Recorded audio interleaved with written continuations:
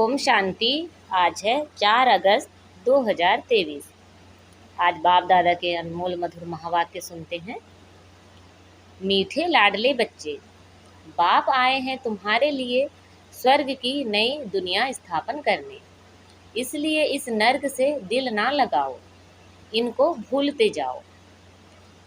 आज की मुरली से प्रश्न है, रहम दिल बाप तुम बच्चों पर किस रूप से कौन सा रहम करते हैं?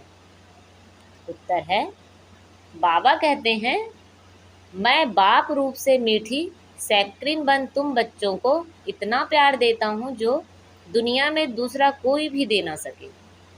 मैं तुम्हें पवित्र प्यार की दुनिया का मालिक बना देता हूँ। टीचर बन तुम्हें ऐसी पढ़ाई पढ़ाता हूँ जो तुम बहिश्त की बीवी बन जाते हो। यह पढ़ाई है मनुष्य से देवता बनने की। यह ज्ञान रत्न तुम्हें विश्व का मालिक बना देते हैं। आज मुरली में गीत बजा है, कौन है माता कौन है पिता। ओम शांति। बच्चों को ओम शांति का अर्थ समझाया जाता है। ओम का अर्थ है आई एम आत्मा। मैं आत्मा निराकार परमात्मा की संतान हूँ। शरीर का फादर वह है जिसने जन्म दिया है। उनको कहा जाता है शरीर को जन्म देने वाला फादर। और शिव बाबा है आत्माओं का बाप। वह तो है ही ढेर, ढेर के ढेर करोड़ों आत्माएं अपनी निराकारी दुनिया में रहती हैं। वहाँ सदैव निर्विकारी ही हैं। विकारी तो परमधाम में रह ना सके। पहले तो यह बात पक्की करनी पड़ेगी, मैं आत्मा, मेरा बाप परमात्मा। आत्मा के संबंधी सब भाई भाई हैं। इस शरीर के बाप को कहा जाता है लौकिक बाप। आत्मा के बाप को कहा जाता है पारलौकिक बाप, जो सभी का एक ही है। पुकारते भी है ना, ओ गॉड फादर, वो पतित पावन, रहम दिल। यह आत्मा ने पुकारा बाप को। आत्मा इस शरीर के साथ दुखी है। फिर सतयुग में आत्मा को शरीर के साथ सुख है, इसलिए उसका नाम ही सुखधाम स्वर्ग है। यह है नर्क। गाया भी जाता है ना, दुख में सिमरण सब करे। याद करते हैं पतित पावन को। समझते हैं पतित पावन बाप ऊपर परम धाम में रहता है। गंगा को पतित पावनी नहीं कहेंगे। गंगा को तो इन आँखों से देखा जाता है। निराकार बाप को अथवा आत्मा को नहीं देखा जा सकता।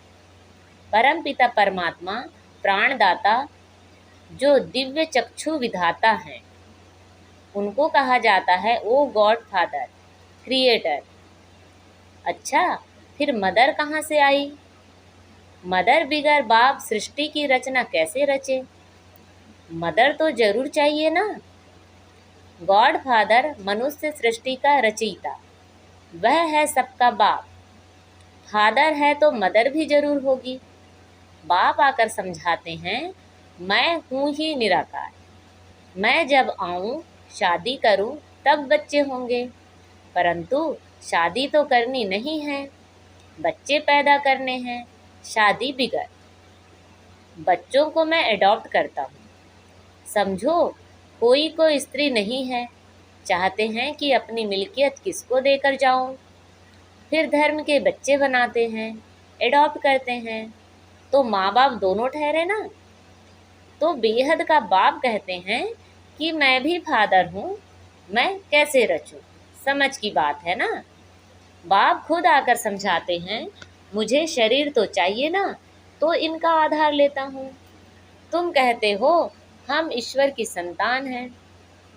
ईश्वर की संतान तो सब हैं, परंतु इस समय बाप सम्मुख आया हुआ है।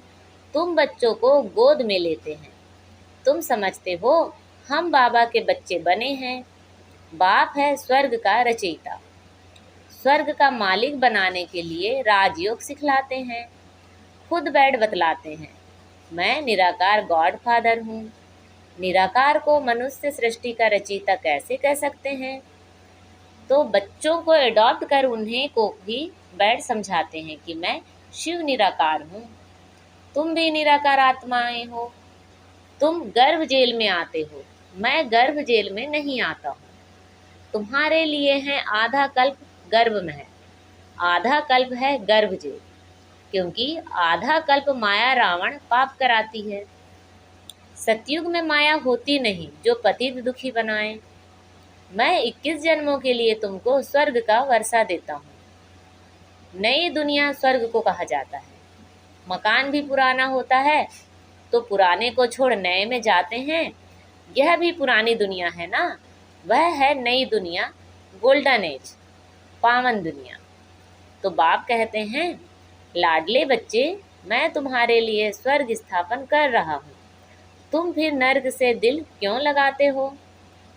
अब नर्क को भूल जाओ, मुझ बाप और स्वर्ग को याद करो, पुरानी दुनिया को भूलते जाओ। यह है बेहद का संन्यास।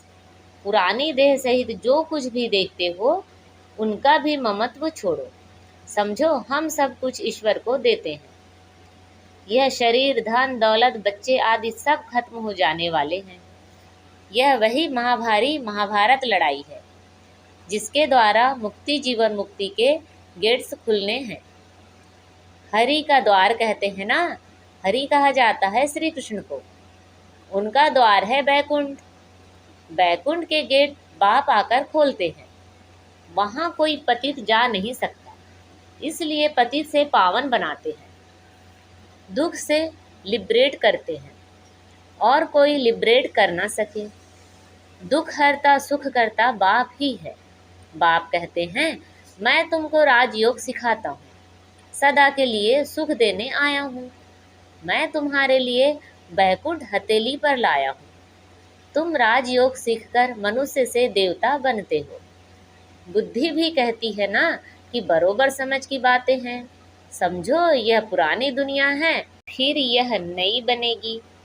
सर्वशक्तिमान एक ही बाप है जो अपनी शक्ति से स्वर्ग का मालिक बनाते हैं। चाहते भी हैं एक राज्य हो, ऑलमाइटी अथॉरिटी राज्य हो। सो तो सतयुग त्रेता में अटल अखंड सुख शांति में देवी देवताओं की राजधानी थी। कोई विघ्न नहीं था। उनको अद्वैत राज्य कहा जाता है। दूसरा धर्म ही नहीं जो दुखी बने।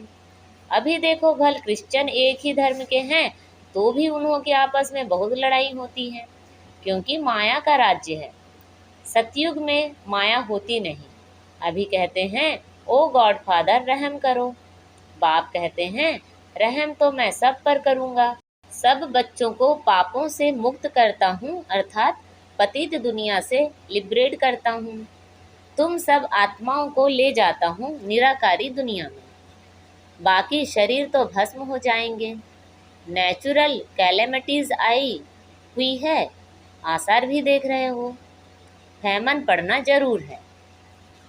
अब बाप कहते हैं, इस छीछी दुनिया से ममत्व छोड़ो। बेहद का बाप है सैक्रेड। समझते हैं, मैं जो तुमको प्यार करता हूँ सो कोई कर ना सके। अभी तुमको पवित्र दुनिया का मालिक बनाता हूँ। राजाई के लिए तुम पढ़ रहे हो। एम ऑब्जेक्ट बुद्धि में है। नया तो कोई समझ ना सके जब तक कि कोई बैठ उनको समझावे। एक हफ्ता बैठ समझे कि मनुष्य से देवता बनना है, इसलिए बाप को जादूगर कहा जाता है। ज्ञान रत्नों से मनुष्य को देवता बनाता हूँ। उनको रत्नागर, सौदागर, मुसाफिर भी कहते हैं। तुमको आकर स्वर्ग की महारानी महाराजा बनाते हैं। मुसाफिर कितना हसीन है। तुम जो कोई काम के नहीं थे, अब तुमको पढ़ाकर बहिष्ठ की बीवी बनाता हूँ। तुम जानते हो, हम सूर्यवंशी, चंद्रवंशी बनने के लिए पढ़ रहे हैं। परमात्मा पढ़ाते हैं। तुम यहाँ क्या पढ़ते हो? तुम कहेंगे, मनुष्य से देवता बनने के लिए पढ़ रहे हैं, क्योंकि यह आसुरी गुणों वाली मनुष्य सृष्टि विनाश होने वाली है। कहते भी हैं, मुझ निर्गुण हारे में कोई गुण नहीं। तो वह रहमदिल बाप बैठकर तुमको पढ़ाते हैं। सभी धर्मों वाले एक निराकार बाप को ही परमात्मा मानेंगे। मनुष्य भल गॉड फादर कहते हैं, परंतु जानते नहीं कि वह कौन है, कहाँ आते हैं, अभी तुम जानते हो वह पुरानी पतित दुनिया में आते हैं, क्योंकि पावन दुनिया स्थापन करते हैं। पुरानी दुनिया को नई दुनिया बनाते हैं। नई दुनिया में तो सुख ही सुख है। बाबा कहते हैं नई दुनिया स्थापन करने कल्प कल मुझे आना ही है। यह तो बुद्धि समझती है कि रात के बाद है दिन, फिर चक्र में कलयुग आता है, कलयुग के बाद फिर सतयुग जरूर होगा ना। तुम बच्चों को कहा ही जाता है सुदर्शन चक्रधारी। आत्मा जानती है मैं 84 जन्म कैसे लेती हूँ। कोई मनुष्य मनुष्य को सदगति दे न सके। मैं ही आकर समझाता हूँ। हम तुमको पावन बनाते हैं। योग बल से तुम विश्व पर जीत पाते हो। बाप है सर्वशक्तिमान। बाप से तुमको बेहद का वर्षा मिलता है। आकाश, पृथ्वी, सागर आदि सब तुम्हारा हो जाएगा।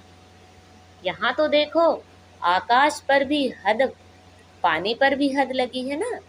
कहते हैं हमारे पानी के अंदर तुम नहीं आओ। तुम हो वहाँ सारे विश्व पर राज्य करते हो ना। स्वर्ग तो फिर क्या, स्वर्ग को भूल नहीं सकते। मनुष्य जब मरते हैं तो कहते हैं स्वर्गवासी हुआ, परंतु स्वर्ग है कहाँ, जरूर नर्क है। यह है ही हेल। सब मनुष्य दुखी हैं, सब पतित हैं। यह राज्य ही रावण का है, जिसको जलाते रहते हैं परंतु जलता ही नहीं है। रावण को 100 फुट लंबा बनाते हैं और बढ़ाते रहते हैं, दिन प्रतिदिन लंबा करते रहते हैं, परंतु समझते नहीं हैं। यह समझ की बात है। यहाँ देखो, मुरली चलती है तो फिर टेप में भरी जाती है, क्योंकि गोपिकाएं मुरली बिगर रह ना सके। तो यह प्रबंध है। मुरली बिगर तो तड़पते हैं, क्योंकि यह मुरली है जीवन हीरे जैसा बनाने वाली। यहाँ बाबा पढ़ाते हैं जो मुरली फिर लंदन, अमेरिका तक जाती है। बच्चे सुनकर बहुत खुश होते हैं। गाया हुआ है गोपिकाएं मुरली बिगर रह नहीं सकती थी। यह नॉलेज गॉड फादर ही सुनाते हैं। मुख्य एक बात समझानी है कि यह तुम्हारा बेहद का बाप है, इनसे स्वर्ग का वर्षा मिलता है। आत्मा कहती है मेरा बाप परमात्मा है, वह आत्माओं को पढ़ा रहे हैं। ऐसा और कोई कह ना सके कि मैं परमात्मा तुम आत्माओं को पढ़ाता हूँ। ऐसे भी नहीं कहेंगे कि मैं परमात्मा नॉलेजफुल हूँ। तुम बच्चों को बहुत अच्छी रीति समझाया जाता है, परंतु सबकी बुद्धि एक रस तो है नहीं। कोई की सतो प्रधान बुद्धि है, कोई की सतो रजो तमो। इसमें टीचर क्या करेंगे। टीचर कहेंगे पढ़ाई पर पूरा टेंशन नहीं देते थे। गॉड फादर हैं नॉलेजफुल। जैसे टीचर नॉलेजफुल हैं, स्टूडेंट को पढ़ाते हैं, आप समान बनाते हैं, वैसे इस सृष्टि चक्र की नॉलेज गॉड फादर के पास ही है और कोई नहीं जानते।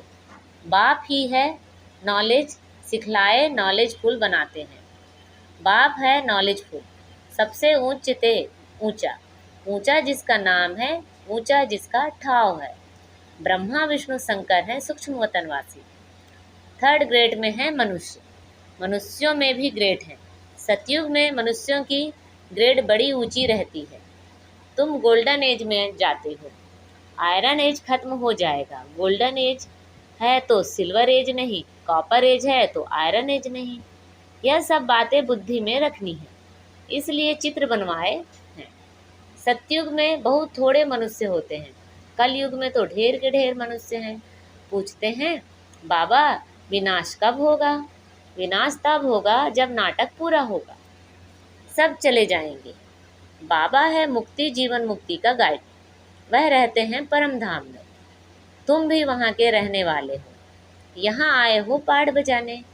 बाप कहते हैं बच्चे तुम्हें माया पर जीत पानी है, इसमें हिंसा की कोई बात नहीं है। सतयुग में हिंसा होती नहीं, वहाँ है ही संपूर्ण निर्विकारी देवी देवताएं। अच्छा, मीठे मीठे शिखिलते बच्चों प्रति माता पिता बाप दादा का याद प्यार, गुड मॉर्निंग और नमस्ते। रूहानी बाप को रूहानी बच्चों की नमस्ते। हम सब रूहानी बच्चों की रूहानी माता पिता बाप दादा को याद प्यार, गुड मॉर्निंग और नमस्ते। आज की मुरली से धारणा के लिए मुख्य सार हैं। बुद्धि से बेहद का संन्यास करना है। पुरानी देह सहित जो कुछ इस आँखों से दिखाई देता है उनसे ममत्व निकाल बाप और स्वर्ग को याद करना है। पढ़ाई को अच्छी रीति धारण कर बुद्धि को सतो प्रधान बनाना है। मुरली ही पढ़ाई है, मुरली पर बहुत बहुत ध्यान देना है। आज बाबा ने हमें वरदान दिया है, भाग्य की नई नई स्मृतियों द्वारा पुरुषार्थ में रमणीकता का अनुभव करने वाले मन दुरुस्त भव। ब्राह्मण जीवन में लास्ट जन्म होने के कारण शरीर से चाहे कितने भी कमजोर या बीमार हैं, लेकिन मन सबका दुरुस्त है, उमंग उत्साह से उड़ने वाला है। पावरफुल मन की निशानी है, सेकंड में जहाँ चाहे वहाँ पहुँच जाएं। इसके लिए सदा अपने भाग्य के गीत गाते उड़ते रहो। अमृत वेले से भाग्य की नई नई बातें स्मृति में लाओ। कभी किसी प्राप्ति को सामने रखो, कभी किसी को, तो पुरुषार्थ में रमणीकता आ जाएगी। बोर नहीं होंगे, नवीनता का अनुभव करेंगे। आज का स्लोगन है, आगे पीछे सोच समझकर हर कर्म करो तो सफलता प्राप्त होती रहेगी। आगे पीछे सोच समझकर हर कर्म करो तो सफलता प्राप्त होती रहेगी। अच्छा, ओम शांति।